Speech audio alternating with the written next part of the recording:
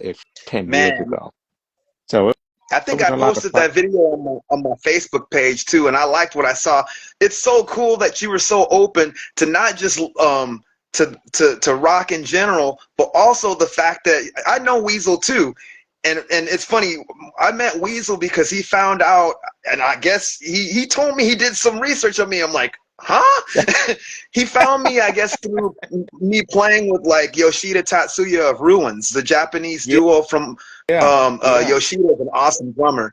And I played with Hmm. him twice, you know, and then I played with some a punk band called the Deadbeats, which were very, very different from a lot of the punk bands back in the 70s in LA.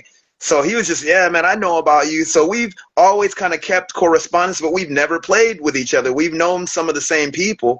Like he knows the guys from Upsilon and my friend Ron Anderson, of course, Molecules and Pack, you know. Um, and I think he knows Elliot like both of us as well, you know, like we all, it's, this circle's a trip, man.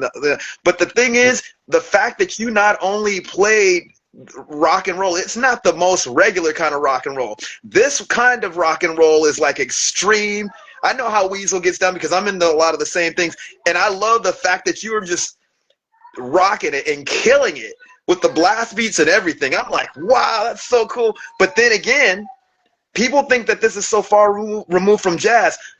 Jazz, especially like if you look at rock and roll's beginnings, especially even more so with the late 60s and early 70s, you can see a lot of that, especially the out jazz and bebop influence with Cream and Jimi Hendrix and even Black Sabbath, you know, like, so Hmm. it reminds me of when Tony Williams did Lifetime. All those guys like Cream and I mean Ginger and all those dudes were into him.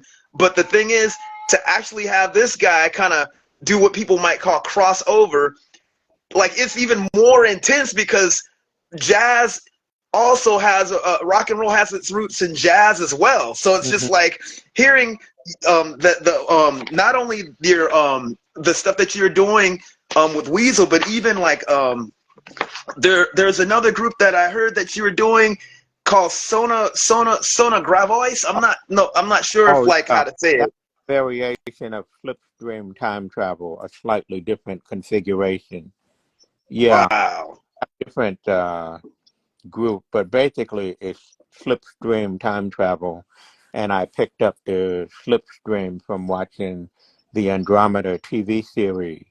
And Wow. I also know that slipstream was mentioned on the Star Trek series Deep Space Nine and also Voyager, but they were talking about it in terms of the slipstream quantum drive, which is supposed to make the ship travel through space, very quick. So I got the idea. I said I would use slipstream, but slipstream by itself didn't quite cut it for me. So I added time travel, and I thought it made the term more interesting. And my band can be very small. Recently, I did a show up in Brattleboro, Vermont, with Tor Snyder and Takuma Kaniwa. Both Wow. play electric guitar, and I filmed it, so it's on my YouTube channel. We also have Brenna Ray playing electric bass with us, whenever she is available. And she works a lot with a group called Total Package. And Total Wow. Package is a band from the Boston area. That's James Paul Nadian on drums, Brenna Ray on bass, and Cosmo Galero on guitar. And that group is That's really amazing. good. I like working with them, you know.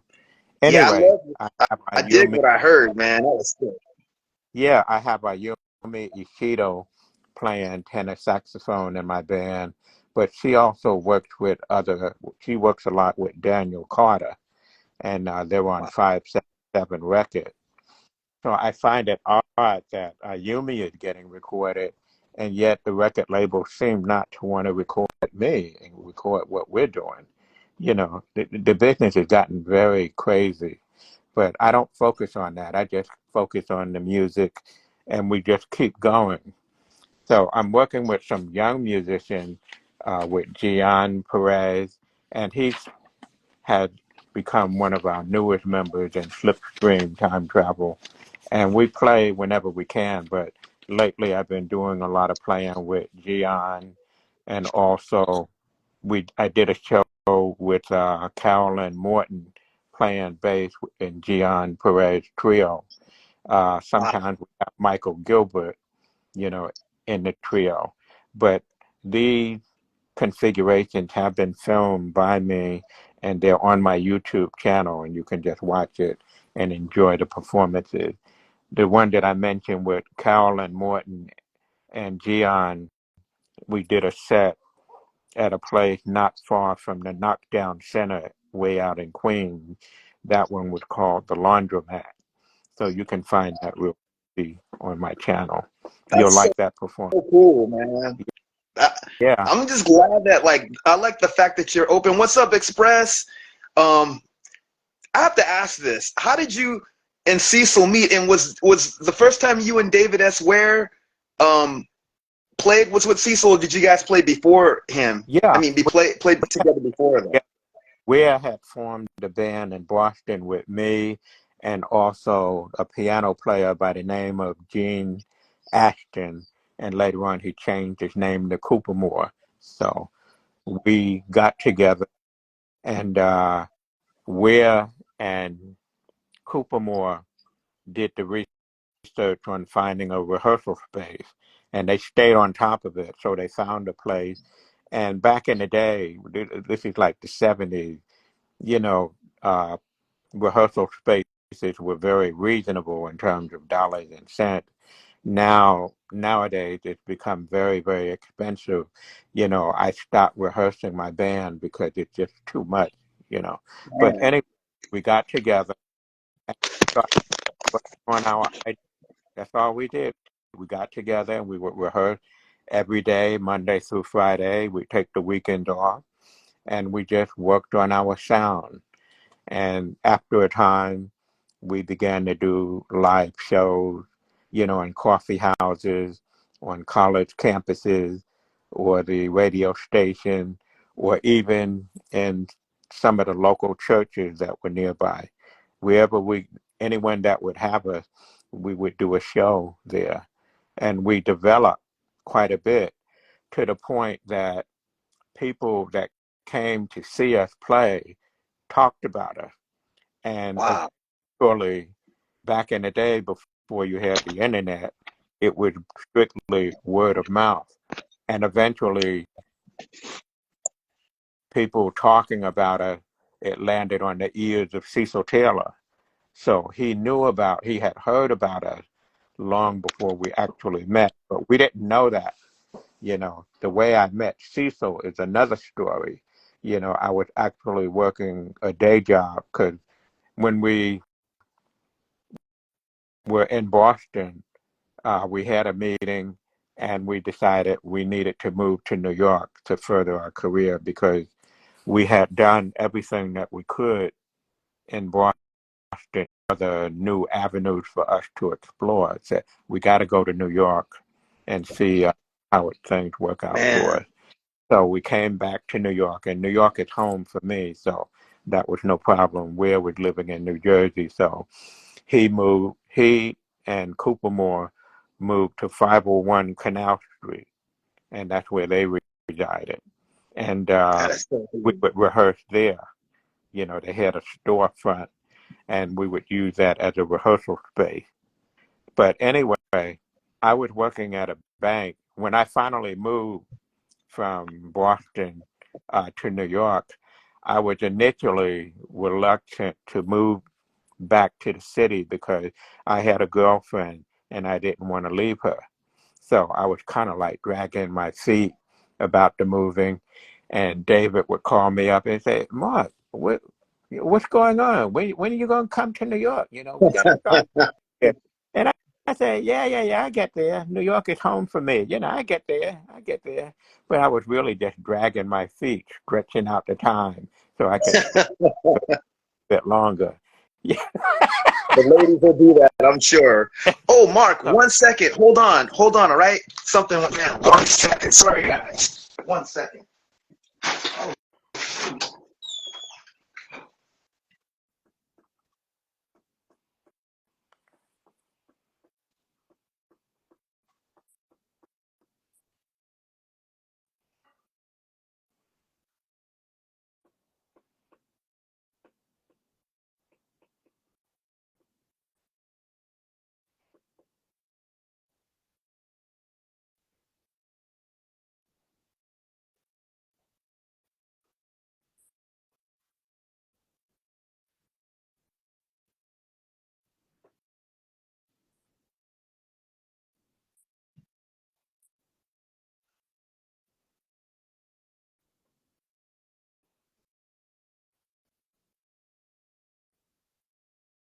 Okay.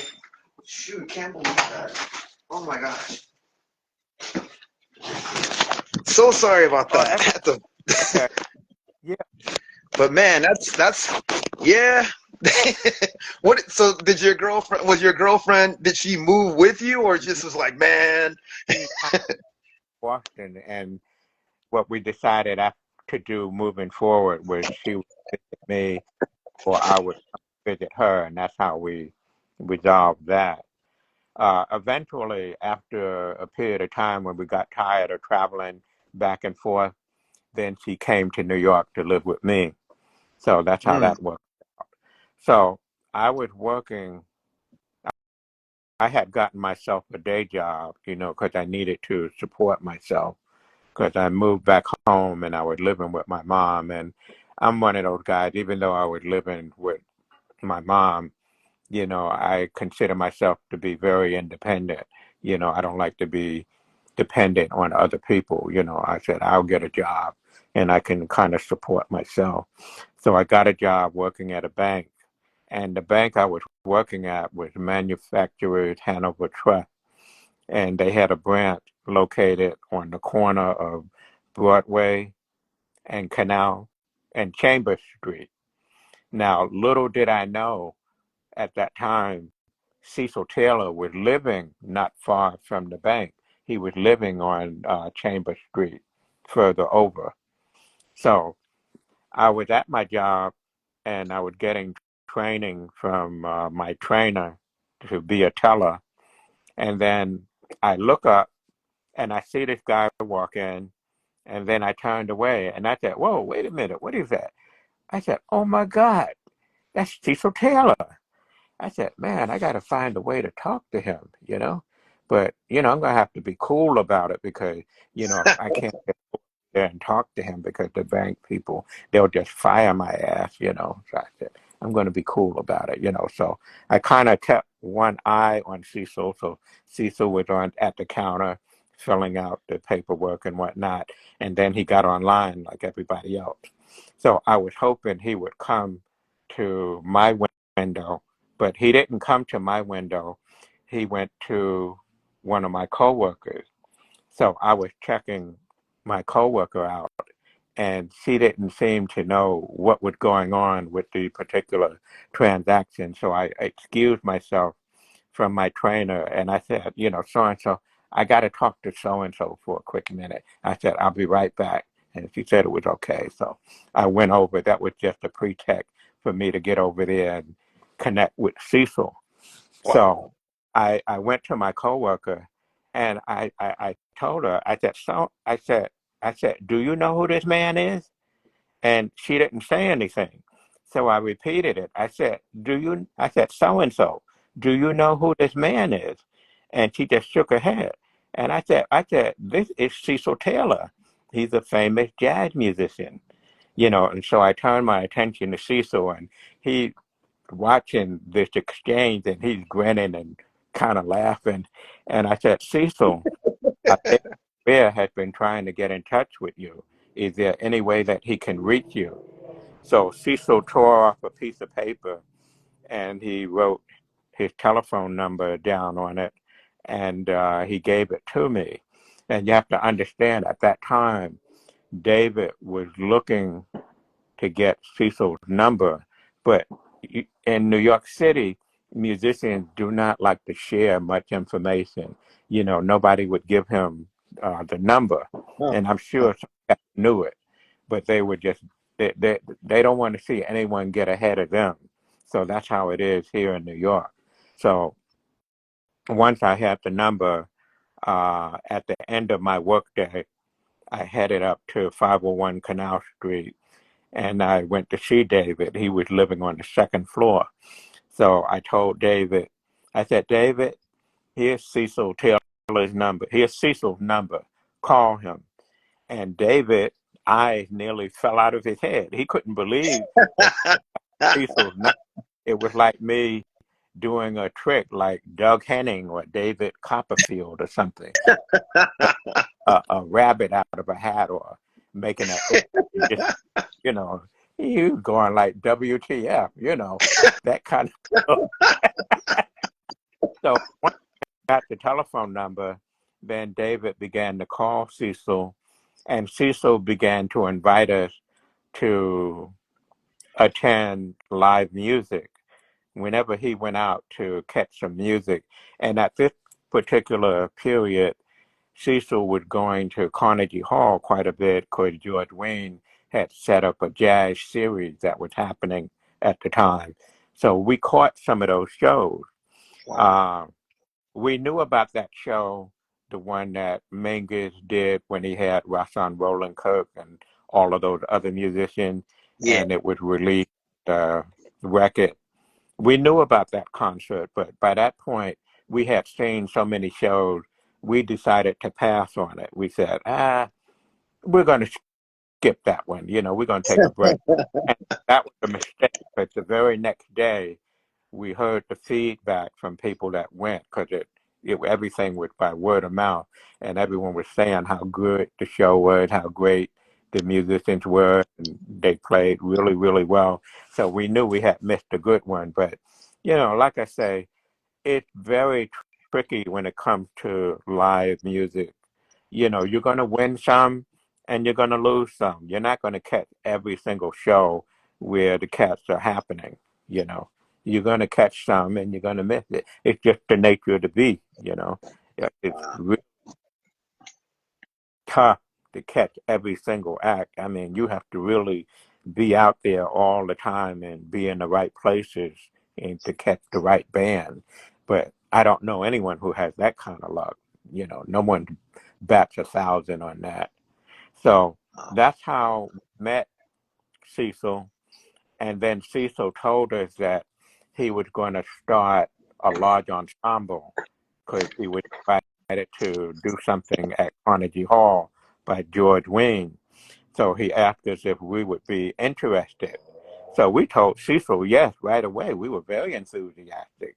I said it didn't make sense. We had moved from Boston. We had traveled 200 plus miles. You're not going to come down to New York and then tell someone like a Cecil Taylor no, Oh, because now man.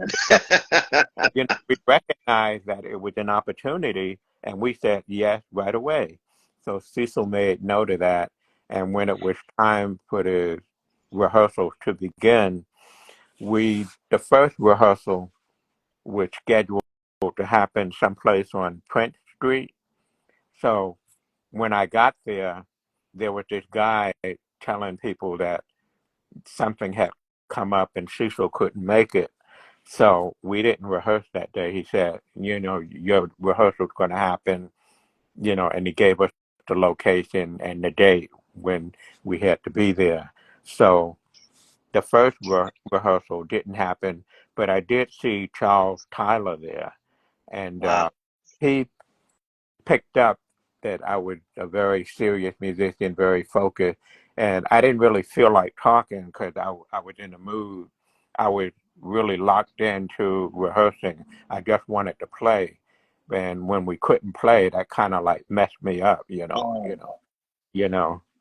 said, I mean, playing. It's just like a runner, and they're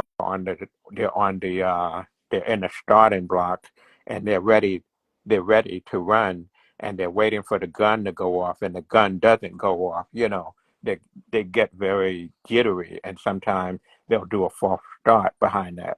That's why they don't hold them in the block too long, especially those running the 100, the 200, or even the 400. But we started to rehearse with Cecil, and it was a large ensemble. But over time, more and more people started to join. And I remember one of the early rehearsals, Cecil wasn't able to make it, so he had Jimmy Lyons come down and fill in for him. Now, Jimmy did not know about me and David. Uh-oh. So Jimmy, after the rehearsal ended, Jimmy sat down on the couch and David and I started playing the way we did when we were in Apogee and we started doing the high energy stuff.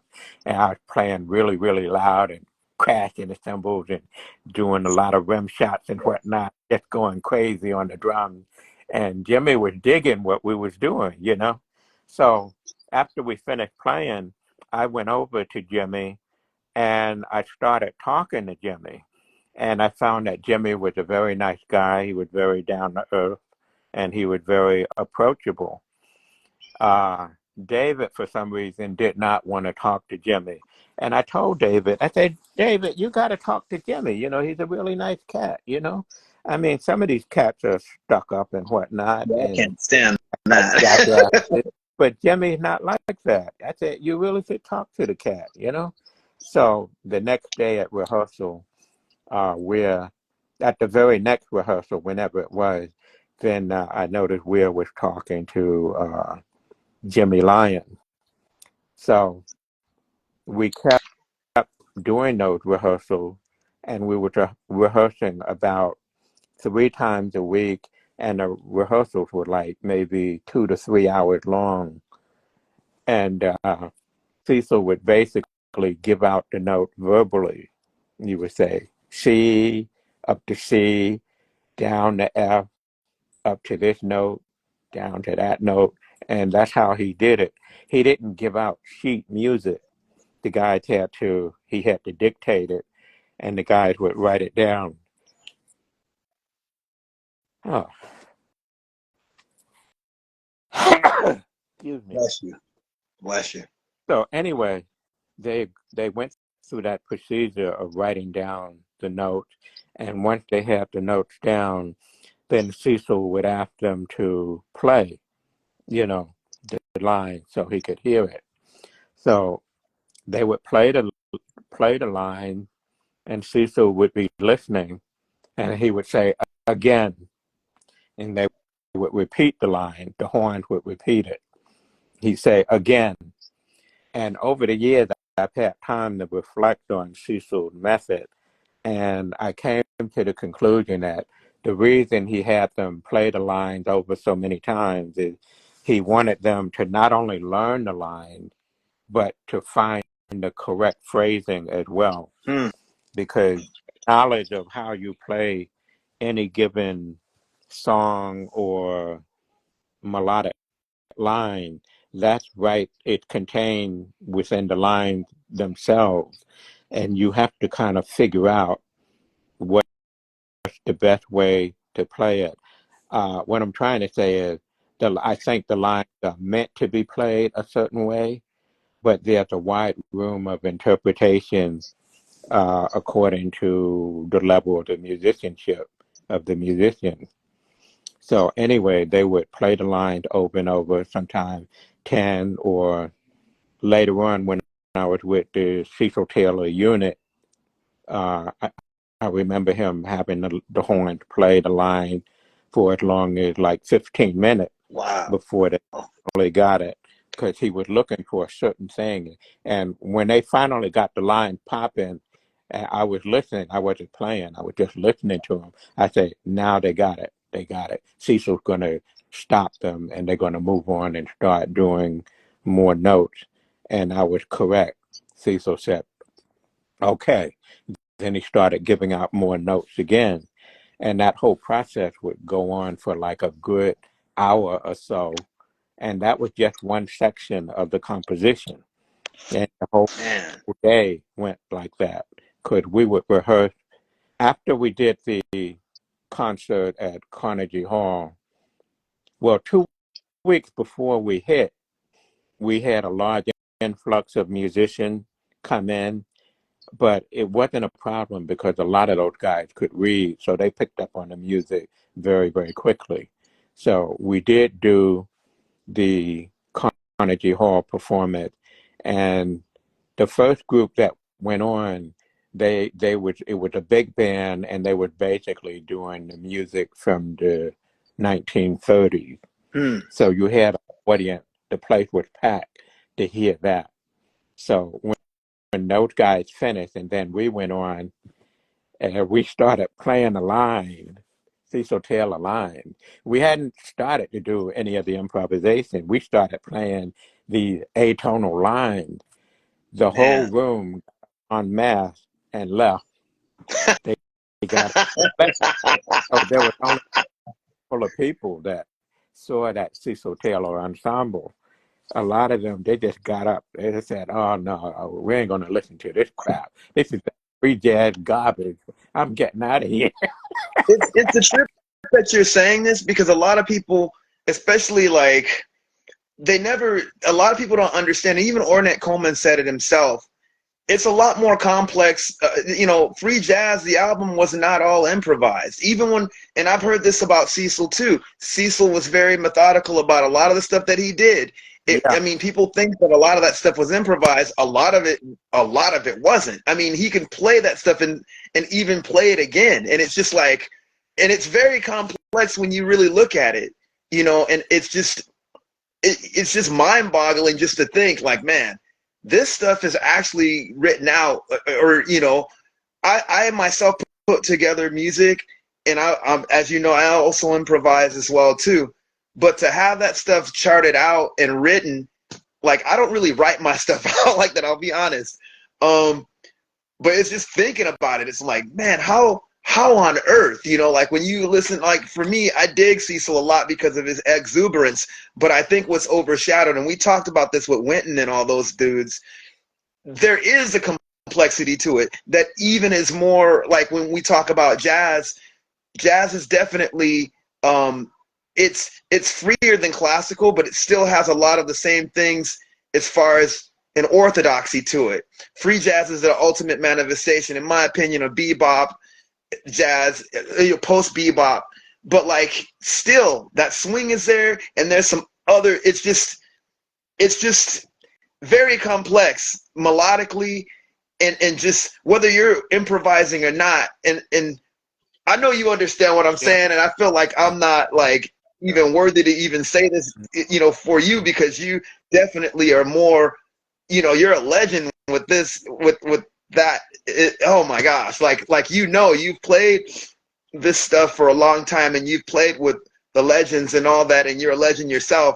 But I feel like it's definitely still keeping that tradition of complex composition. People always kind of underestimate the avant-garde and free jazz stuff for that. And it's the same way, I think, even with rock and roll, which still even borrows a lot from jazz. I always say, even with the extreme rock and roll that y'all play, and even I think of death metal in that regard, I'm thinking of all the things that influenced rock and roll rolled into one and turned up to freaking volume like 2020, like the free jazz. There's a lot of influence on rock and roll that people don't even realize, with that.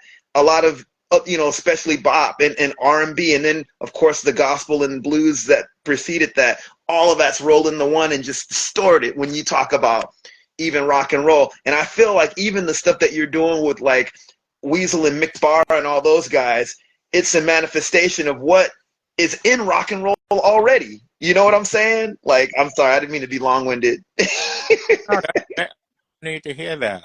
Yeah, the music. The thing I liked about Cecil, we were talking about different musicians, and we were talking.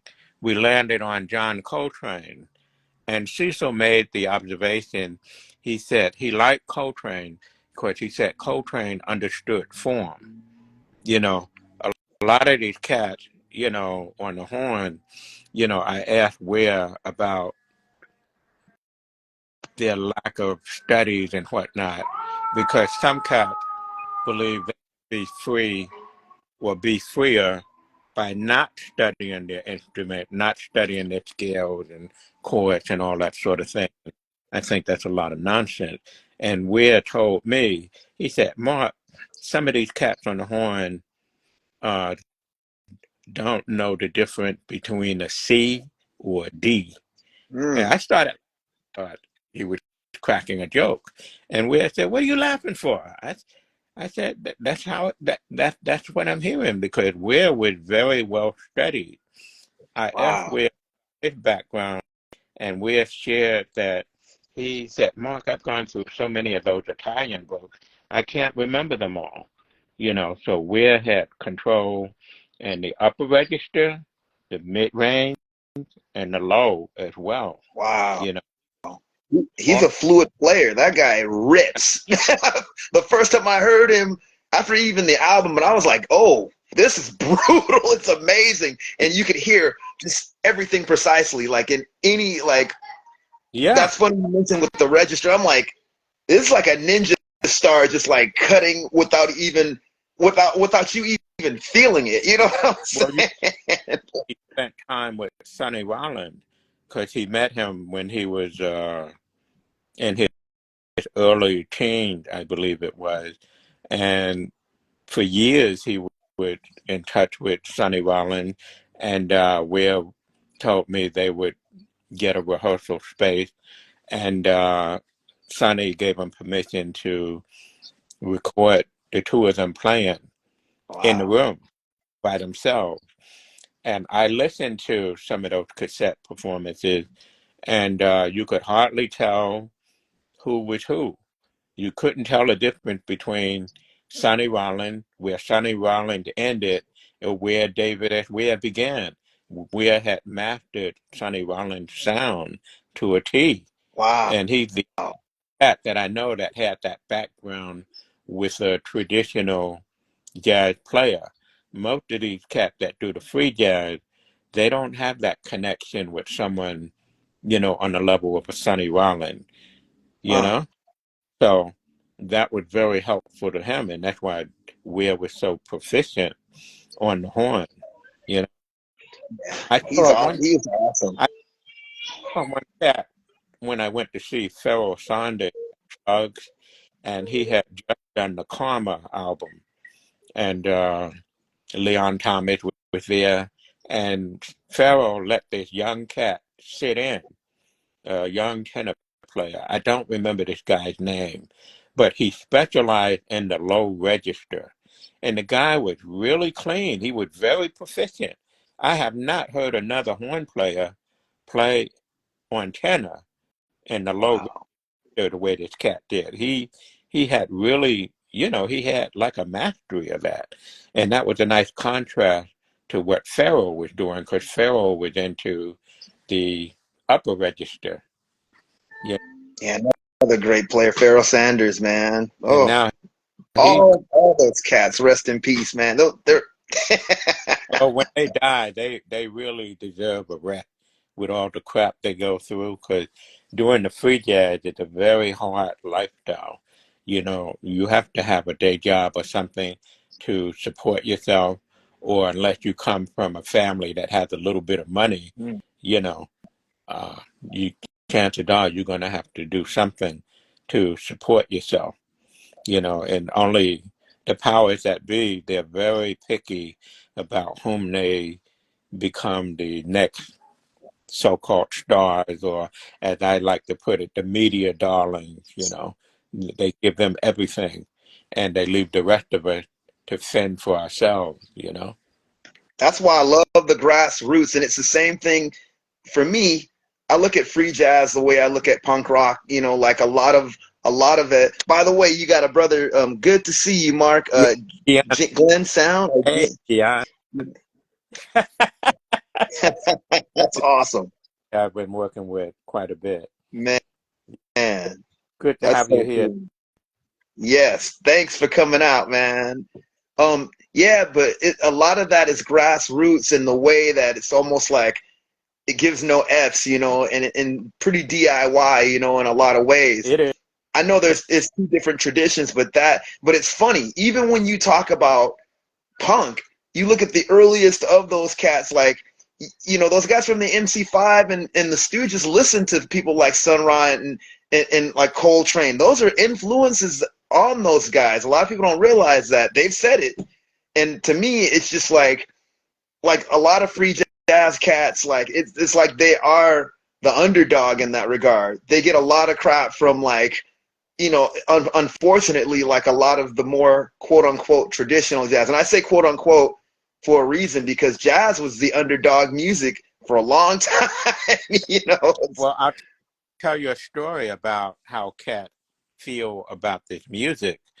I went to uh, join up with Cecil. I think we were getting ready to go to Europe, and we were at the airport at JFK. and there were some traditional jazz musicians, I won't mention the names, that were also in that space. And you should have seen the looks that they were giving us.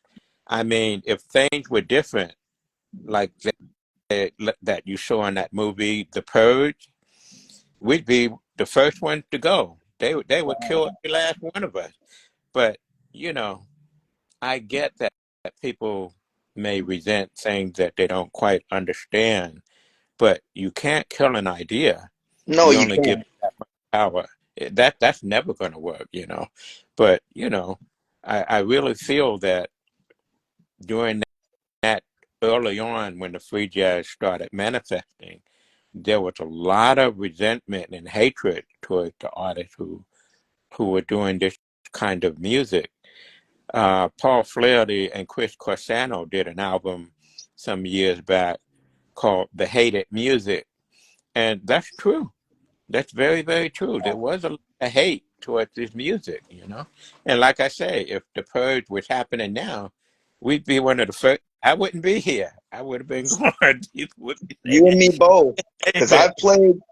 I've played, a lot of freeform stuff.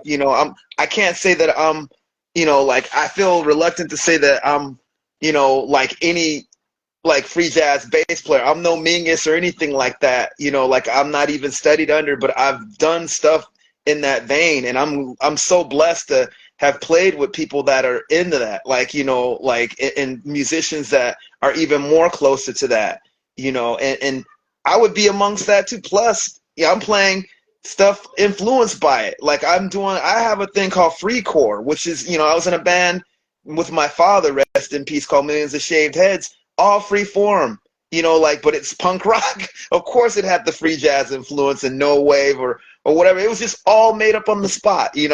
And people don't realize, like, a lot of what that music is real rebel music. It's fire music, just like Archie Shepp said. I love the fact that a lot of the free jazz stuff was the ultimate manifestation of what bebop was. It was a resistance. The fact that Charlie Parker, who I know is an influence on you, I remember reading that Charlie Parker even, like, I mean, when you think of, like, when he pretty much invented that, correct me if I'm wrong, this brother, like, was like tired of people dancing and not really paying attention to black struggle and the stuff that we had to go through. So he sped that stuff up.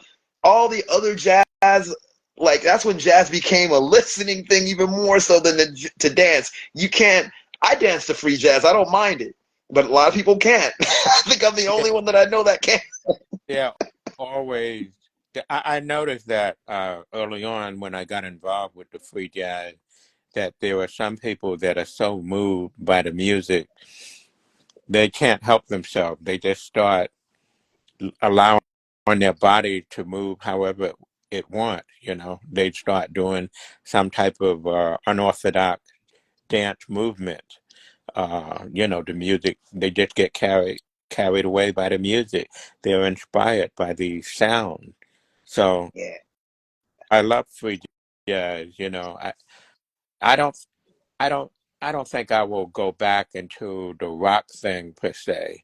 I mean, if I was on the West Coast, I would be interested in working with Cinnamon Babe, because I like what she's doing, and that really speaks to me. But not too many people doing the rock thing, grab me to the point that I would want to get back into it, I because I know it. would It love to work with you even doing that, because I love the stuff that you're doing with the slipstream, with Sono, and I dig the stuff that you're doing the Weasel. I had a question about that again too, but yeah, man. Oh, yeah, I dig what you're doing, man. Weasel hooked up with me because he was aware of my work with Cecil Taylor. You know, Yeah, I was gonna ask how you met Weasel. we met through MySpace initially, when MySpace was happening, way before Facebook came on the scene. Yeah. Um, uh, I didn't know who Weasel was, so I asked one of my guitarists. I asked Ernest Anderson III about Weasel, and he started giving me his background.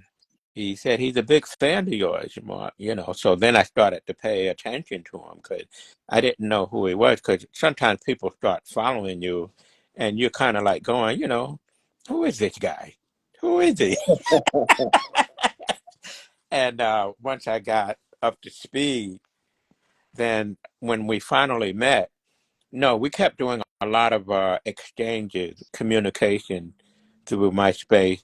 And then a couple of musicians that knew Weasel came to New York, and they did a show at the cake shop, I believe it was. Hmm. Yeah, with the cake shop that used to be on Ludlow Street. That was a popular place where they had a lot of rock groups and whatnot. But anyway, these guys, it was Jay Corber and Jacob Felix. I spell his last name Heule, and they have a group called E-Trick. They Hmm. both play alto saxophone, and they also play drums. So what was Wow. interesting about the drumming was that their use of the double bass drum pedal. Sometimes they would be playing drums together, or one of them would stop playing drums and he'd pick up the horn, and then they would swap it around. The one that was playing the horn will jump on the drums, and the one that was playing drums will start playing the horn again, and they were alternating back and forth, and sometimes the two of them would play the alto saxophone together. Wow. You know, How would you relate? How would you say your work with people like Cecil and David and all the free stuff, all the free jazz stuff? Um, how would you say it? I mean, for me, it does. I'm probably answering my question. But would you say it definitely connected in the same way with Weasel stuff that you guys are doing? I mean, in a sense, Weasel is into like a lot of the same stuff too. So I think it would, but how would you say it was? I mean, oh my gosh, I'm nervous asking this question. yeah, Would you say like what's the similar connections you had, and what did you feel about even playing that style? Did you feel the same exhilaration that you did with free jazz, with some of the well, experimental rock stuff that yeah, they're all a little bit different, but there is a common thread that runs between all of the people that you just mentioned, between Cecil and Ware, Arnett, or Sun Ra, or any of those cats. They all have a common thread. And what Weasel was doing, he had one musician described Weasel Walter. He said he had worked with him. He told me, he said, Weasel has a brilliant musical mind. And I said, wow, I had not heard that feedback before. But Weasel is brilliant, I mean, I don't understand why he's not getting attention, and I see people with lesser talent getting way, way more. I mean, the music business has just gotten so crazy. But to answer your question, they're all related and they have common ground. So I was able to make the change with being in a rock band, because if you understand your fundamentals, if your fundamentals are strong, you can go on this side of the street to this genre. You can go back on another side of the street, do another different genre. But if you limit yourself to doing just the free stuff and you don't have a strong foundation, then you, no one is going to hire you and say, okay, I want you to play in my rock band, or this group or something, because you have not demonstrated that you have a command of the basic. People have to at least hear that coming from yeah. you. Otherwise, they're just guessing. And, a lot of these cats that are doing the experimental stuff, uh, their approach is different from mine. I've always used a melodic approach to playing this music, using composition or a song, using some type of melodic motif to begin the exploration. But nowadays, a lot of the underground influence has crept into the music, and basically it tends to be more noise based. Uh, um, you know, the noise thing can be fun, but I can't.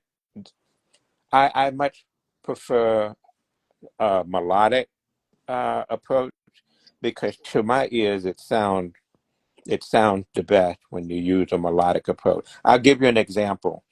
I did a dual performance with Zoe Amber, and it was filmed by Don Mount on his YouTube channel. Watch that video. We were playing composition, and there were times where we did a couple of improvised pieces. And then you look at some of the other stuff that Zoe is doing now, you will see a big difference, you know, Mm, when you just use a completely free approach and it's less melodic, that's a completely different thing. But yeah, audience, there is an audience for it. But, I would rather play some type of song. And when I play with my band, Slipstream Time Travel, we use the Jupiter theme from that classical suite, The Planet. We play the yeah, I Jupiter, like that. you know, with just the Jupiter theme, and we go with that. As a matter of fact, when I did that show in Brattleboro, Vermont, we started out with Jupiter, with Takuma Kanaiwa was playing the Jupiter melody, but he was improvising on it. So people might not recognize it right away, but if you keep listening, you'll recognize the Jupiter theme. Da, That's da, da, da, da, da, da, da, da, da, da, da, da, da, da, da. no, Is that one? no, not that one. It's Oh the it's a different one. man, I should know the Jupiter theme. We play it all the time. It's just not coming to mind right now. But anyway, if you listen to the Jupiter theme, uh, that kind of like become a signature song for us, and we play that quite a bit, and then we move wow. on to other stuff. But I've always used a melodic bass to approaching free improvisation. You can, I won't say you can use any song for free improv because some songs, the way they're written, the way they're put together, is very difficult to get free with it because of the structure of the song. Some songs it doesn't really work as well, I but get what other songs, you're saying. you know, Trust me, because even me as a bass player, I'll think of like I can totally do the whole noise thing. I love it, but at the same time, I like change. So like a lot of times, I think there's an album on that with the I'm on with shouts to Ace from the LA Free Music Society. Like if I wish that I could, I don't know if there's any YouTube video, but they have it on vinyl. But like even in that improvisation, like you could hear like just the changes that like for me, I don't want to just play straight up noise sometimes, and if I do, I want to make sure it's different. So it's just, in a sense very melodic in that way. That way, it's like, whoa, we just went here. Even mm-hmm, when me and Elliot and Peter played, it was the same thing. So I totally know what you mean by that. mm-hmm, I totally get that, man. Oh my gosh, we got to jam out. yeah, That'd be awesome. get out there at some point. If I keep working with Gian Perez, I think